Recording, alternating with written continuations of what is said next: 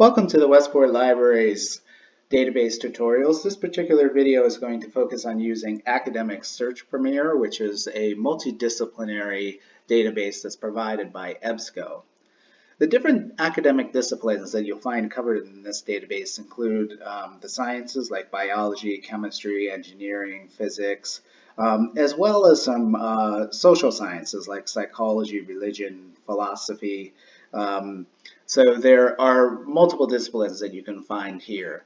And the types of information that you'll find include newspaper articles, academic journals or peer-reviewed journals, and magazine articles. So there's quite a bit of content that's available to us through this particular database.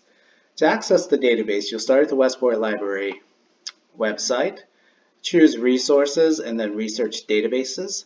That brings us to the page that we see here. We have a number of databases featured on this page, but if Academic Search Premier does not appear here, then just choose More. And we can find Academic Search Premier under the A heading.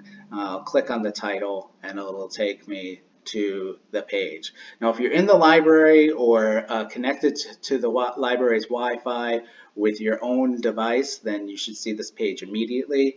If you're off-site, maybe connecting from home or somewhere else, then you will be prompted to log in using your Westport Library barcode, which you can find on the back of your library card. So this is the basic search box or search function that we find when we land in Academic Search Premier. So from this point, we can start searching for our topic. Let's say I'm interested in articles on Buddhism. Notice that as I start typing, it gives me suggestions below here. So let's, for instance, say Buddhism in America. When I run the search, you can see that it lists our search results. There are 637 of them. We see that number right here near the top of the page, just below the search box. All of our results are listed here. We have ways to refine our search results by using the Refine Results box that is on the left side of the screen.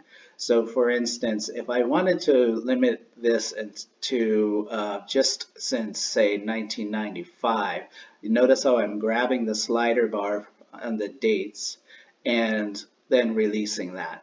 It's updating the records, so we lost a few search results, but that's good in this case because we're trying to actually refine our results a little bit further.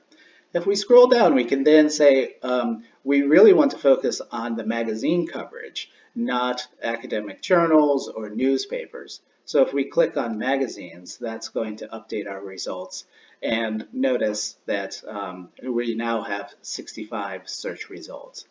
So the refined results can be a great way that if you start with a larger number of search results and want to sort of slowly whittle your way down, you can explore the different headers here on the left side and think about using them to bring your number of search results down.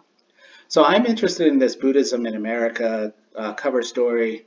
So I click on that, and that's going to take me to this window where I can see there's some information about where it appeared, when it appeared. So this is from Time Magazine in 1997.